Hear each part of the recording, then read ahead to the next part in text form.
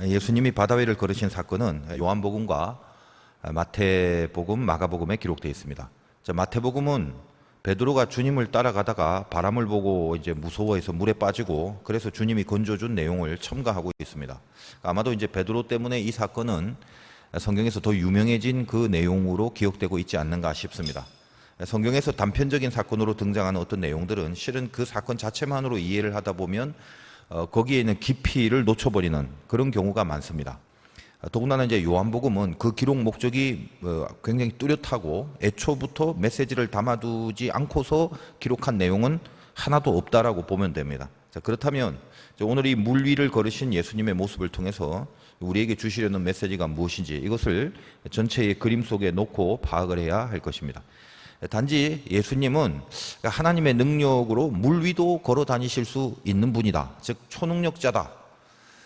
그냥 그거를 알리려는 의도만 갖고 있는 사건은 분명히 아니라는 것을 이제 요한복음을 여기까지 함께 묵상하며 따라와 주신 이제 우리 성도님들은 다 알고 계실 것이라고 믿습니다. 많이 이제 크신 것이고 그리고 이제 깊어지신 겁니다. 뭘까? 무엇을 말씀하시려고 하는가? 자, 늘 그런 영적인 촉을 세우면서 말씀을 묵상하는 자세가 중요합니다. 물론 이제 모든 표적은 기적이라는 방법으로 표출하시기에 주님은 이 하나님의 전능하신 능력을 가지신 분이라는 그런 어떤 그 경외감을 가지는 것, 그거 자체는 틀리지 않습니다. 그런데 우리는 예수님이 과연 물 위를 걸으실 수 있다는 말인가 하는 점을 따지면서 이걸 믿어야 하나 말아야 하나 뭐 늘 그런 싸움들도 있는 것이 사실입니다. 그러나 그런 1차원적인 믿음은 실은 이제 별로 중요한 것이 아니죠. 어디까지를 믿어야 될지 뭐 무슨 경계를 두고 판단하실 건 아니지 않습니까? 안전뱅이를 일으키거나 소경의 눈을 뜨게 하는 이 정도는 이제 약간 인정하고 막 믿어줄 수 있는데 야 무리를 걷는다 이게 좀 아닌 거 아니냐 뭐 그렇게 이제 생각하시는 분도 있을 겁니다. 그런 식으로 이제 어떤 적정선을 기준을 두고 그거를 기준으로 믿어야겠다 말아야겠다 이제 이런 분들은 자 예를 들면 죽은 자를 살리시는 그런 정도의 사건이 되면 이 정도가 너무 심하다 생각하면서 전혀 믿지 못할지도 모릅니다. 근데 이제 우리가 갖고 있는 믿음의 대전제가 뭐냐? 예수님은 하나님이시고 하나님은 이 세상을 창조하신 창조주 하나님이십니다. 그걸 믿는다면 그 다음에 것들을 믿느냐 마느냐 그건 이제 싸움의 의미가 없는 거죠. 이 세상에 존재하는 모든 것을 무에서 유로 만드신 분이 하나님입니다. 죽느냐 사느냐 뭐 무리를 걷느냐 빠지느냐 그런 것들을 따지면서 믿을 만한 그런 존재가 아니라는 거죠. 예수님은 무리를 걸으실 수 있을 뿐만 아니라 물을 다 갈라버리실 수도 있고 아예 그 물을 다 말려버리실 수도 있는 분입니다. 그러므로 중요한 것은 왜 지금 이 상황에서 물 위를 걸으시는 하필 그 표적을 행하셨는가? 바로 그 점에 이제 초점을 모으셔야 한다는 겁니다. 이제 지금 이 사건은 우리가 저번 시간에 살펴보았던 오병이어 사건에 이어서 등장하는 표적입니다. 이제 요한복음을 우리가 쭉 묵상하면서 늘 그 밑바닥에 흐르는 일관된 메시지는 구원에 관한 복음에 대한 내용이었습니다. 그리고 그것이 요한복음의 기록 목적이라고 말씀드렸습니다. 인간이 자기의 조건으로 이룰 수 없는 그 구원을 예수로 인하여 이루게 하신 것, 이게 복음이죠. 오병이어는 바로 그 점을 극대화해서 인간으로서는 불가능한 미션을 주님이 당신의 몸을 찢어 떼어 주심으로 가능케 했던 그 사건을 나타내시는 표적이었다라고 이제 말씀을 드렸습니다. 근데 오병이어 이제 사건을 보면 두 종류의 사람들로 나누어져 있다는 것을 알게 됩니다. 자, 모여 있는 무리들이 있고 그들에게 오병이어를 나누어 준 제자들이 있습니다. 그리고 이제 예수님이 계시죠. 제자들은 이제 어찌 보면 직접적으로 오병이어의 혜택을 받은 대상이라기보다는 그 무리들을 위해서 사역을 했던 사역자들이다라고 볼 수가 있습니다.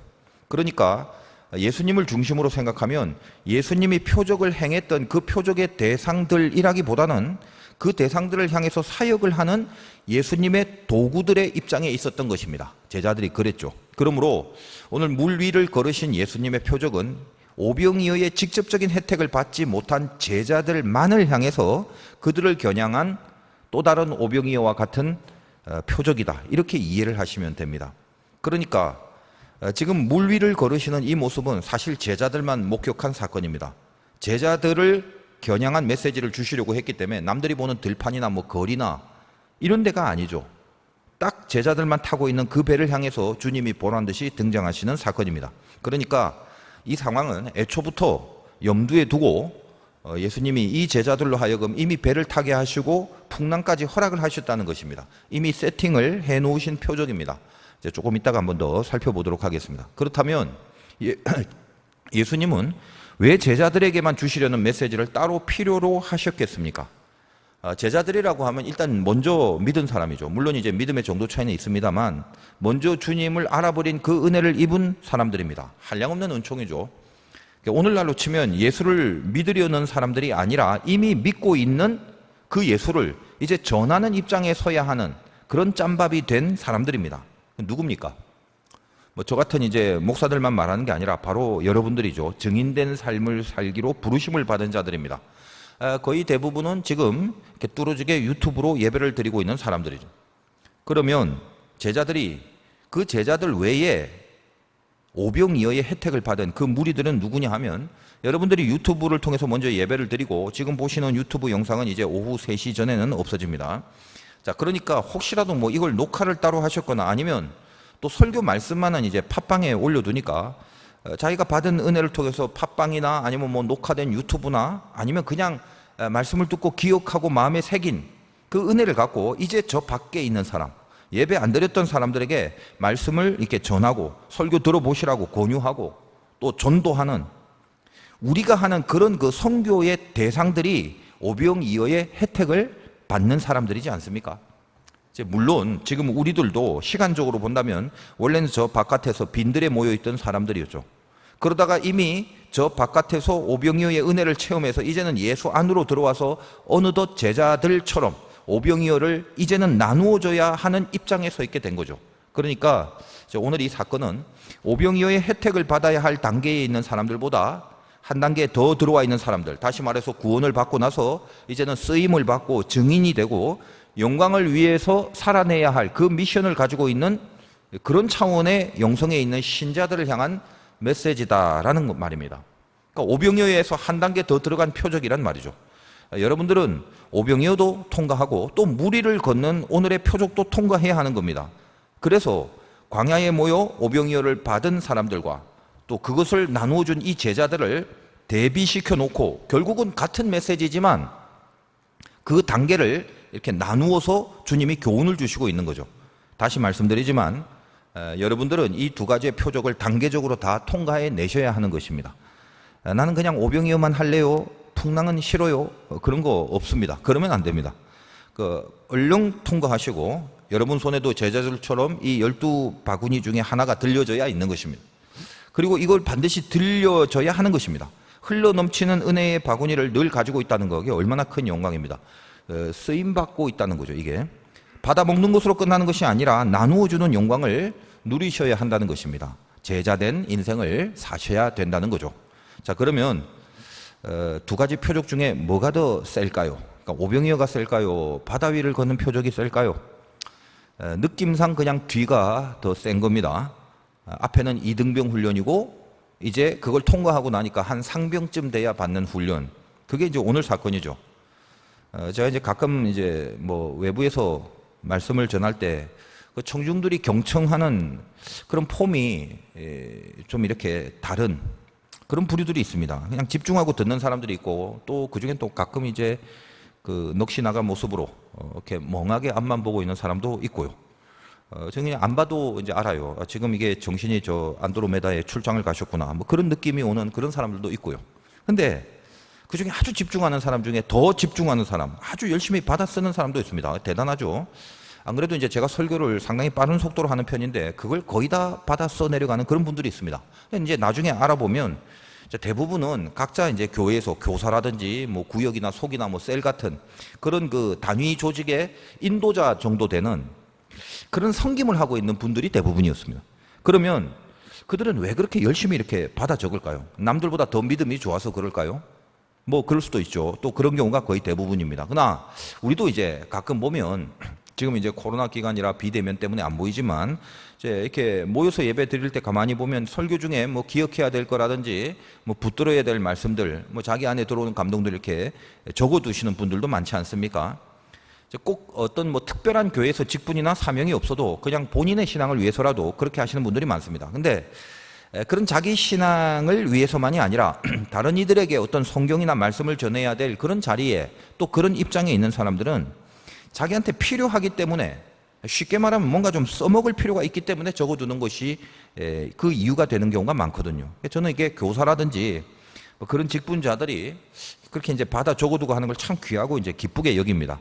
그러니까 그냥 듣는 사람들보다는 적어두는 사람들이 말씀에 대한 임팩트가 더 세지요.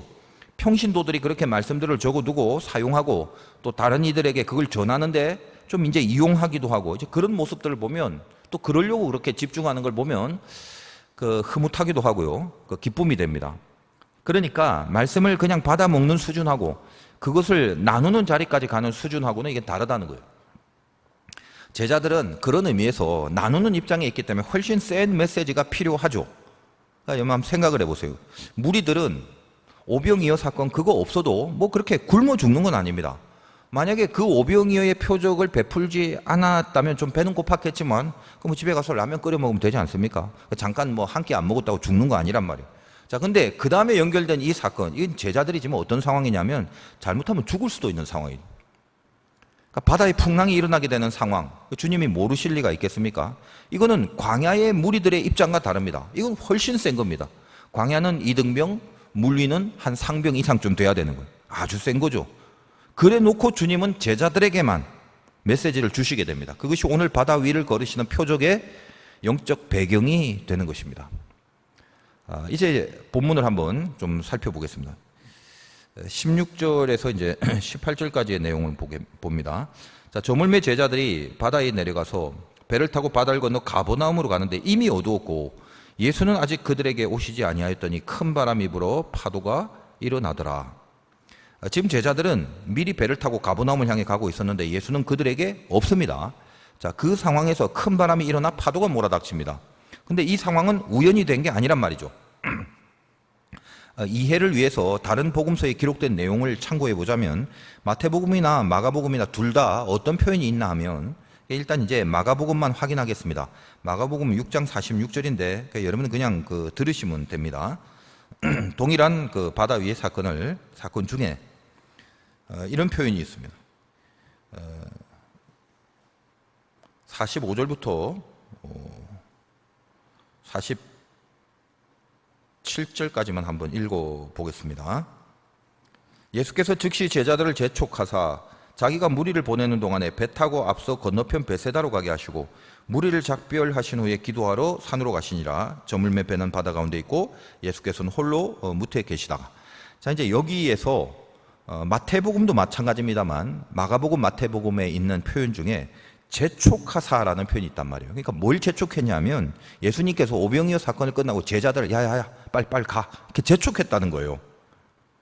그러니까 이건 동일하게 마태복음에도 재촉한다는 그런 기록이 있는데 무리들을 자기를 임금으로 삼고자 하는 무리들을 이렇게 집으로 다 가라 돌려보내시는 과정에서 이제 혼자 산으로 가신다고 했는데 그 혼자 산으로 가시기 전에 제자들에게 명하시는 겁니다. 너희는 먼저 배를 타고 가라 그런 거죠.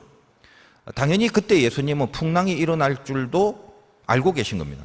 왜 이런 극한의 상황을 연출하신 겁니까? 마가복음 6장 52절에 보면 이는 그들이 그 떡 떼시던 일을 깨닫지 못하고 도리어 그 마음이 둔하여졌음이로라 라고 돼 있어요. 무슨 말입니까? 떡 떼시던 일, 즉 이건 오병이어인데 오병이어 사건을 통한 주님의 메시지를 제자들도 확실하게 깨닫지 못했다. 마음이 둔하여져 있다. 이런 표현을 하는 겁니다. 자, 다시 말하면 이 풍랑의 사건은 오병이어 사건 이후에 연결돼서 주님이 그 제자들을 타켓으로 더 깊어진 오병이어의 메시지를 주시려는 의도로 베푸신 사건이라는 뜻입니다. 자, 우리가 이제 오병이어 사건을 기억해 봅시다. 떡과 물고기를 다 나누어 준 후에 예수님께로 다시 12제자가 모였을 때 그들의 바구니에는 여전히 오병이어가 가득히 있었습니다. 그렇죠. 아마도 그 정도 바구니를 하나씩 들고 있다 보면 끝없이 거기서 오병이어가 나오다 보니까 그걸 경험하니까 또 다른 무리들이 새롭게 5,000명이 다시 모여도 여전히 그들의 그 바구니에 있는 끊이지 않는 오병이어들을 나눌 수 있는 막 그런 영성이 각자 그 제자들에게 가득하게 흐르고 있을 것 같은 그런 무드였다는 말입니다. 그러니까 제자들이 들고 있는 그 바구니만 있으면 그게 또 하나의 조건이 돼서 오병이어라는 건 언제든지 가능할 수 있는 뭔가 그런 기분을 가지고 있었을 것입니다. 뭔가 모르게 나에게 조건이 있다는 거,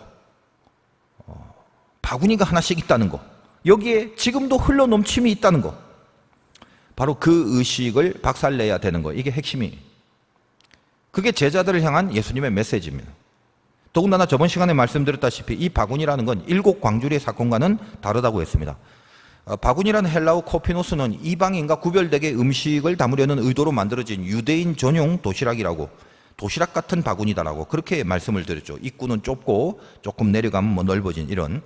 그러니까 오병이어 사건의 대상이 유대인이기 때문에 율법이라는 한계를 복음으로 넘어서는 그 상징을 위해서 유대인이 전용으로 쓰는 이 바구니를 사용하시는 것이라고 말씀을 드렸습니다. 근데 항상 문제가 뭡니까? 구원이라는 건 복음으로 가능해지는 것인데 율법을 통해서 구원이 이루어질 수 없음을 가르치시는 말씀을 그 유대인들이 끝내 납득하지 않았던 것이 신약 성서의, 신약 배경의 문제였지 않습니까? 율법을 조건으로 여기는 유대인의 신앙관을 그걸 뿌리에서 뽑아야 하는 것이 복음의 미션이죠. 지금 제자들이 그런 상황, 그런 모습 속에 있습니다. 그들이 가지고 있는 이 바구니를 그들의 사역의 조건으로 여기고 있습니다. 더군다나 이 바구니에는 어떤 율법이라는 구약 신학의, 구약 신앙의, 또 구약 구원의 어떤 기준이 되는 한계, 복음까지 가지 못한 그 한계를 갖고 있는 그런 느낌이죠. 근데 이걸 조건으로 여기고 있다는 거예요. 지금 이 말씀은 어떤 율법과 복음의 차이에 대한 무슨 신학적인 이론이나 입장을 공부시키고 제자들에게 그것을 연구하게 만드는 취지가 아닙니다. 좀 더 근본적으로 도대체 신자의 인생이라는 게, 하나님을 믿고 예수를 믿고 살아간다는 그 인생이라는 게 어떻게 살아내지는 것인가, 그 근본적으로 그걸 가르치는 것에 목적이 있다는 겁니다. 자, 한마디로 이제 이런 거예요. 여러분들에게도 동일한 질문을 던집니다. 너희가 은혜로 구원을 받았느냐? 주님의 몸이 찢기시고 그 죽으심의 보혈로 구원을 받게 된 게 맞느냐? 그건 있을 수 없는 일이 벌어졌고 그 은혜로 너희들은 충분히 넉넉한 구원을 받아 누렸지 않느냐? 그렇다면 이제 너희들 어떻게 살래? 이 삶을 무슨 방법으로, 무슨 힘으로, 어떤 자세로 살아갈래? 그걸 묻는 겁니다. 여러분들에게, 그리고 제자들에게 그것을 점검시키는 것입니다. 지금 제자들은 갈릴리에서 어부로 살아가는 베테랑들입니다. 풍랑 정도는 숱하게 겪은 경험들이 있습니다. 더군다나 언제 어디에서 풍랑이 일어날지 정도는 손바닥 안에 두고 있는 사람들입니다. 어쩌면 자기가 갖고 있는 가장 강력한 조건 중에 하나, 그게 바로 배 타는 일이고 고기 잡는 일이고 풍랑 다스리는 일입니다. 그것으로 살아낼 수 있는 사람이고 그것으로 살기로 한 사람이고 또 그것으로만 살 수 있는 사람들입니다.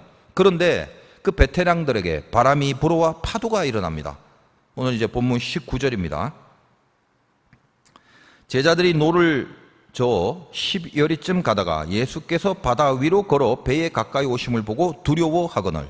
노를 저어서 10여리를 갔다고 했는데 노를 저어 가는 거야 당연하겠지만, 자, 이 부분에 대한 마태복음의 표현은 그냥 노를 젓다라는 요한복음과는 또 다른 어떤 그 수식 어구들이 있습니다. 고난을 당했다라고 기록을 하고 있고, 또 마가복음에는 바람이 거스림으로, 바람이 거스린다는 거는 자기가 가려는 방향과 맞바람이 친다는 거죠. 그러므로 힘겹게 노를 젓는다 이렇게 기록을 하고 있습니다. 자, 그러니까 갈릴리 호수에 지금 베세다, 이 갈릴리 호수가 약간 이렇게 뭐 달걀형처럼 생겼다라고 생각을 하시고, 동북쪽, 위쪽인데 약간 동쪽, 거기가 베세다인데 거기서부터 출발을 해갖고 가버나움은 그 위쪽의 동서쪽, 조금 서쪽으로 가면 되는 거예요. 그러니까 여러분들 이제 보통 상상과 달리 뭐 바다만 나오고 풍랑만 나오면 그냥 어디 바다 한가운데서 막 휘몰아치고 있다 이렇게 생각을 하시기가 쉬운데, 바다 한가운데를 지나는 코스가 아니라 달걀형 정도로 생각하세요, 갈릴리 바다를. 그러면 그 달걀의 그 윗부분 중에 오른쪽, 동쪽에서 약간 서쪽으로 가는 코스란 말입니다. 그러니까 위쪽으로만 움직이기 때문에 그 북쪽에 있는 육지와 근접한 채로 윗부분을 동에서 서로 조금만 가면 되는 코스단 말이에요. 그러니까 제가 이 성경의 내용을 토대로 지도를 한번 본 거예요. 그러니까 여기서 그 정도인데 10리쯤 간 것이란 말은 그 바람의 방향과 세기를 통해서 여기서 10열이라는 건 한 6km 정도 되는 겁니다. 5, 6km 정도. 꽤 긴 거리란 말이에요. 지금 어떻게 보면 그 거스리는 바람과 그 센 어떤 파도 이런 걸 통해서 통제가 안 되다 보니까 이게 위쪽으로 그냥 살짝 가면 되는데 바다 가운데 쪽으로 방향이 틀어져 갖고 저 위에서 쭉 옆으로 가면 될 거를 밑으로 내려오게 돼서 바다의 가운데 부분을 향하여 몰려가게 되었다는 결론입니다. 그냥 뭐 제가 이렇게 나름대로 그 지도를 계속 분석해 보니까 그 결론이 그렇더라고요. 그러니까 결국은 뭐냐? 어쨌든 컨트롤이 안 되고 있다는 걸 말하는 겁니다. 그 베테랑들이 배 타고 고기 잡는 일에는 그 어떤 부족함도 없는 어부들, 늘 경험하는 풍랑인데도 뭔가 자기들이 갖고 있는 실력이 발휘가 안 되는 거예요.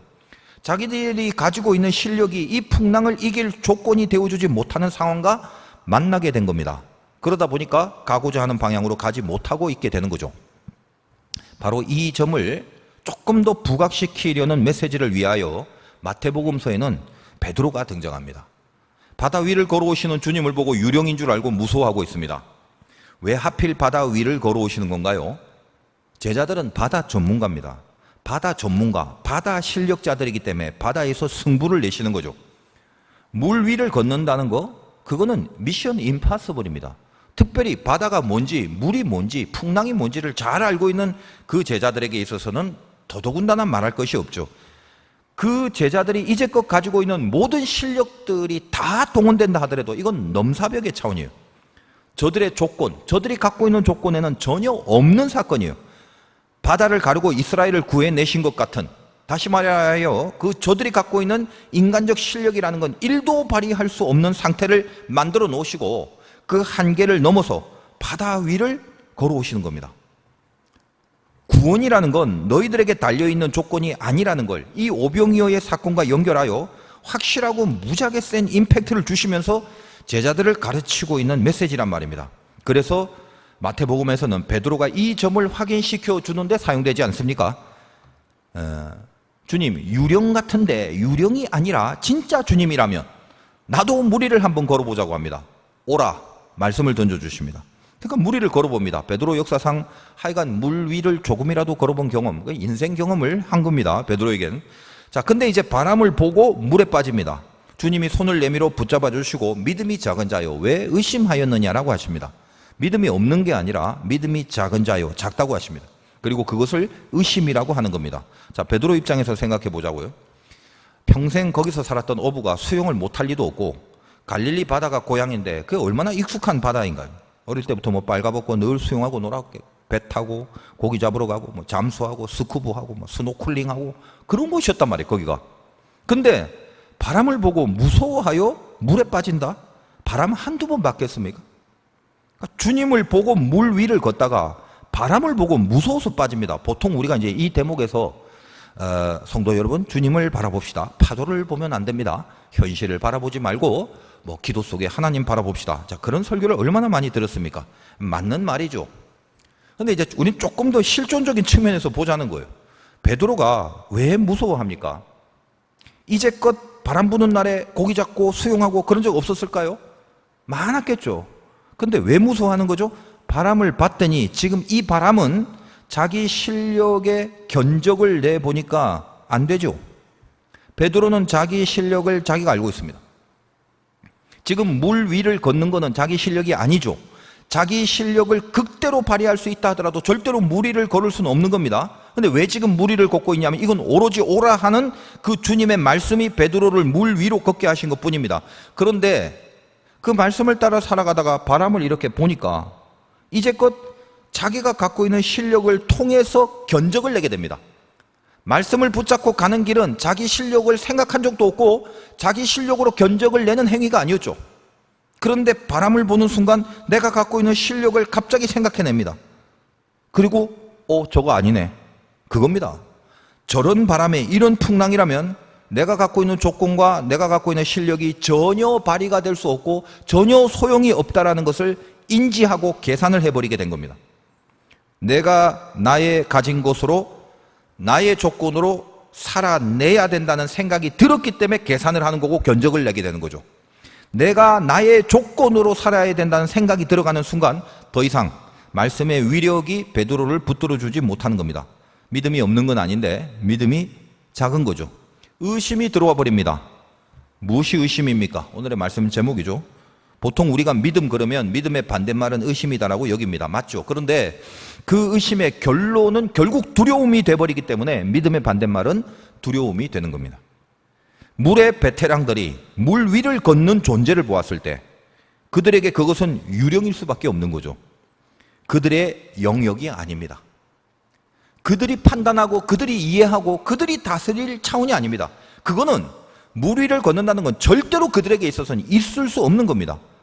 절대로 있을 수 없는 거는 유령이거나 하나님이거나 해야 되는 거예요. 그런데 제자들은 하나님이라고 보지 않고 유령이라고 본 겁니다.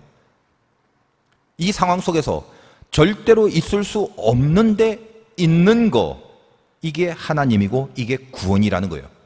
그걸 제자들에게 얘기를 하는 겁니다. 구원이 하나님께 있음을 모르고 있는 마음이 둔해진 그들에게 다가간 주님의 메시지란 말입니다. 요한복음 본문으로 돌아와서 20절, 6장 20절에서 21절을 보겠습니다. 이르시되 내니 두려워하지 말라 하신대 이에 기뻐서 배로 영접하니 배는 곧 그들이 가려던 땅에 이르렀더라. 내니 두려워하지 말라. 내니, 나니 이런 표현입니다. 나란 말입니다. 헬라어로 이거는 에고 에이미, 영어로 I am이란 말인데 I am이라고 하면 나는 뭐뭐시다라는 뜻도 있지만 그 비동사가 존재하다라는 의미가 있기 때문에 나는 존재한다라는 뜻으로도 번역이 됩니다. 하여간 이 요한복음에서 많이 사용되는 특별한 어구입니다. 앞으로 계속 나오게 됩니다. 에고 에이미, 나는 뭐다, 나는 존재다, 근본적으로는 그런 말이죠.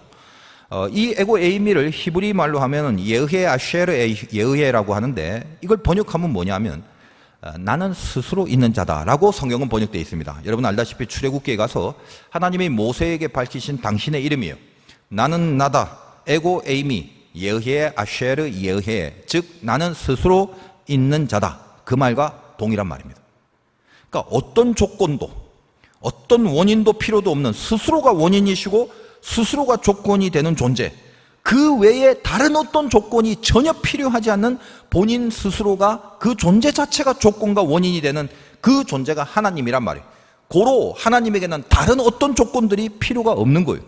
그 하나님이 지금 배에 오르고 그들은 그 주님을 영접했다고 합니다. 그랬더니 마지막에 결론이 그들이 가려던 땅에 이르렀다. 방향이 틀어지고 있다가 다시 원래의 방향으로 가게 된 거죠. 홍해 바다를 건너서 이스라엘을 가나안으로 이끌어 가신 하나님의 구원 역사를 상징하는 뉘앙스가 보여집니다. 구원의 유일한 조건은 예수 그리스도 한 분이십니다. 주님을 영접하는 거, 그게 구원입니다. 그거 말고 다른 거는 하나도 필요하지 않습니다. 제자들에게 하나님이 가르쳐 주시고 싶은 것이 바로 그겁니다. 너희들이 예수를 믿는 은혜를 잊고 이제 그 은혜를 붙잡고 은혜를 나누는 자리까지 가는 삶을 살 정도라면 너희들에게 있어서 필요한 것은 여전히 갖고 있는 실력과 조건과 힘이나 이런 게 아니다. 철저하게 다시 깨달아라. 더 은혜 가운데 더 분명하게 하나님의 뜻을 받들어 살 수 있는 사람들에게 필요한 것은 오직 나는 나다. 그 어떤 조건과 원인도 필요치 않고 스스로가 원인이 되고 조건이 되신 하나님, 그 하나님이 인생의 배에 들어와 그 주님을 영접하는 것만으로 뛸 수 있고 살 수 있고 쓰임 받을 수 있는 것이, 그것이 인생이니 너희가 세상에 살면서 이 각박하고 험난하고 죄악이 관영한 세상 속에 힘들고 어려운 미션을 행한다 할지라도 절대로 두려워하지 말고 너희의 구원과 믿음을 포기하지 말라라는 메시지를 주시는 겁니다. 여러분이 뭘 의심하고 있습니까? 구원을 1차적으로 의심하지 말라는 거예요. 좀 더 정확하게 말하자면 하나님이 여러분들을 구원으로 인도하는 모든 순간순간들을 의심하지 말라는 겁니다. 지금이 뭐라고요? 구원받고 있는 순간이며 구원으로 인도하고 있는 순간이라는 것입니다. 지금 이 풍랑이요, 오늘 말씀이 그거잖아요. 지금 이 바람이요, 오늘 말씀이 바로 그겁니다. 의심이 뭐죠? 이 고난의 풍랑을 개의치 않고 나에게 걸어오시는 분이 하나님이 맞으신가, 그분이신가 라는 걸 의심하지 말라는 겁니다. 지금 내가 가진 것이 없는데 나는 실패할 것이 아닌가, 혹시 이런 의심은 하나님을 전혀 생각하지 못한 상태란 말이에요. 내가 아무리 애를 써도 전혀 안 될 것 같은데 난 그냥 틀려버린 거 아닌가, 그런 의심을 하지 말라는 거예요. 지금 내 현실을 보아하니까 나로선 할 수 없는 게 분명한데 이건 망하는 거 아닌가, 이런 의심을 하지 말라는 거예요. 영적인 차원도 마찬가지예요. 죄와 싸우라고 하는데 싸우면 맨날 지는데 이런 형편없는 실력으로 과연 나는 하나님의 자녀답게 살 수 있을까? 과연 나는 구원을 받을 수 있을까? 라는 것을 의심하지 말라는 말이에요. 이스라엘이 바다를 건너서 광야로 들어가서 그 약속의 땅을 향할 때 마귀는 그 구원의 역사를 방해하기 위하여 하나님이 전적으로 처음부터 끌어가시는 인도하심인데도 불구하고 마귀는 그 인도하심의 믿음을 방해하기 위해서 제일 먼저 이스라엘의 생각 속에 불화살을 쏜다고 했습니다. 그 불화살은 의심이라는 불화살이라고 그랬죠. 야, 지금 형국을 잘 봐.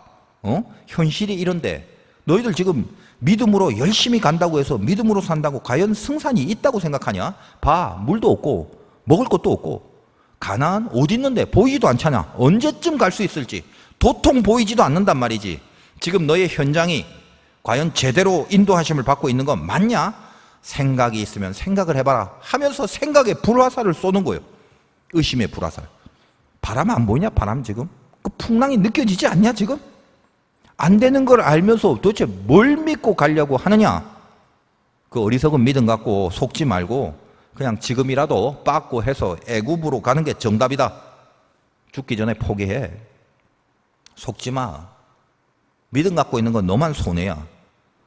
이게 불화살의 공격이죠. 무섭죠.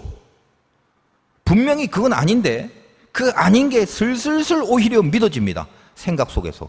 그래서 겁나는 거예요. 아닌데 긴 것 같고 긴데 아닌 것 같아지는 거, 그걸 미혹이라고 그랬죠. 그래서 불화살이 들어오면 불화살이 번지면 의심 다음에 미혹으로 번진다라고 그랬죠. 미혹이 돼버리면 마지막엔 다 타버려서 결국 원망으로 끝났다 말씀을 여러 번 드렸습니다. 먹음직한 게 아닌데 먹음직스러운 거죠. 안 먹으면 손해보는 것 같죠. 하나님이 먹지 말라는 그 말씀을 따르다가는 망할 것 같단 말이에요. 그리고 그 말씀을 따르다가 나에게는 1도 유익함이 없을 것 같다는 생각이 들어오는 거예요. 잘못된 생각인데 그 생각이 맞는 것 같은 의심이 들어오게 됩니다. 그러다가 결국 뭐죠? 쌓이고 쌓여서 미혹이 커지면 원망이 돼버리죠. 젠장. 원망 들어오면 모든 게 두렵습니다. 산다는 게 두렵고요. 믿음을 갖고 산다는 것 자체는 훨씬 더 큰 두려움으로 다가오게 됩니다. 여러분의 지금을 의심하지 말기를 바라요. 세상 사람들이 인생의 어떤 파이팅을 위해서 더군다나 이 어려운 시대에 야, 우리 좀 긍정적으로 살자. 이 긍정적 사고방식의 효과를 위해서 그래, 난 할 수 있어. 넌 잘 될 거야. 걱정하지 마. 뭐 그렇게 심리적인 쇠뇌를 하고 살아갑니다. 왜요? 인생의 파이팅을 위해서. 야, 지금 바람이 불어닥치고 파도가 일어나고 있는데 지금 배가 곧 뒤집어질 판인데 걱정하지 마. 잘 될 거야. 분명히 할 수 있어. 너라면 할 수 있어. 그런 생각을 억지로라도 하라면 그거는 그냥 심리적인 전략이라고 그럽니다. 이 세상에서 많이 사용하는 심리요법이죠. 뭐 어떤 마음에 안정을 주는 그런 어떤 효과가 조금 있을지는 몰라도 결국 그건 거짓이고 최면입니다. 우리는 풍랑 앞에서 우리는 두려워하지 않을 분명한 명백한 이유가 있어요. 세상 사람들하고는 다릅니다. 세상 사람들이 어떻게든 좀 잘 살아보려고 거짓으로 만든 생각, 아니지만 억지로라도 몰고 가는 그런 생각, 그런 게 아니에요. 그럼 지금 배가 뒤집어질 것 같은 풍랑과 파도, 그거는 사실이고 현실입니다. 그 현장 앞에서 잘 될 거야. 100번, 1000번 세뇌를 시켜본들 풍랑 일어나면 배는 뒤집어지는 겁니다. 배가 뒤집어지지 않아야 되는 거예요. 근데 우리는 어떻습니까? 의심하지 않습니다. 풍랑이 일어나면 그 바람이 나를 주님이 인도하시는 그 길로 몰아갈 것입니다. 이걸 알고 있습니다. 그거는 망하는 게 아니에요. 뒤집어지지 않습니다. 주님이 원하시는 방향으로 몰고 가고 있는 그것이 나에게 닥쳐오는 바람입니다. 내니 두려워하지 마라. 하나님이시랍니다. 너희가 가진 것으로 조건 삼아 구원을 이루는 분이 아니랍니다. 때로는 노를 저을 힘이 없고 또 바다 위를 걸어갈 그런 실력도 없습니다. 그러나 예수 그리스도를 영접하시면 된다는 말을 하는 거예요. 예수를 내 인생에 흔들리는 배 안으로 영접하시면 됩니다. 하나님이 일하십니다. 내니. 나의 지금을 의심하지 마시고 내 것이 없음을 불안해하지 마시길 바랍니다. 하나님은 내가 가진 것을 사용하지 않으십니다. 내 실력으로 일을 이루시지 않습니다. 내 바구니에 오병이어가 넘쳐있는 그 바구니로 다시 또 일하지 않습니다. 그냥 주님이 함께 하심으로 일하신답니다. 그 주님이 조건이고 원인이고 능력이십니다. 바로 그 주님을 의심하지 마시길 바라요. 살다 보면 저는 제 실력과 제 능력과 제 조건은 늘 의심이 됩니다. 의심밖에 없습니다. 그러나 우리에게 의심하지 말라고 하는 것은 내 실력과 조건을 의심하지 말라고 하는 것이 아니라 내 앞에서, 내 뒤에서, 그리고 바로 내 옆에서 나와 함께 하시고 나를 이끄시는 그 하나님을, 그걸 의심하지 말라는 거죠. 여러분은 내 배에, 내 인생의 배에 지금 주님이 타고 계신가를 확인만 하시면 됩니다. 나를 믿지 마시고 내 안에 주님이 계심을 믿으시길 바라요. 그래서 좀 어설프고 영 모자란 모습이지만 그 모습으로라도 가려던 땅에 기필코 가게 된다는 사실을 절대로 잊지 말기 바랍니다. 주님이 없는 배에서 내 실력 갖고 되지도 않는 노를 저으려고 낑낑대지 마시고 주님을 모신 배에서 기쁨으로 노를 저으시기 바라요. 주님을 모시고 가는 배에서 젓는 그 노는 피가 나도 아름다우고 힘들어도 영광이고 아파도 반드시 열매가 있는 겁니다. 가려던 땅에 반드시 이르게 됩니다. 왜냐? 주님이 데리고 가시기 때문이죠. 여러분의 지금을 의심하지 마시고 힘차게 다시 일어나시기를 주님의 이름으로 축원드립니다.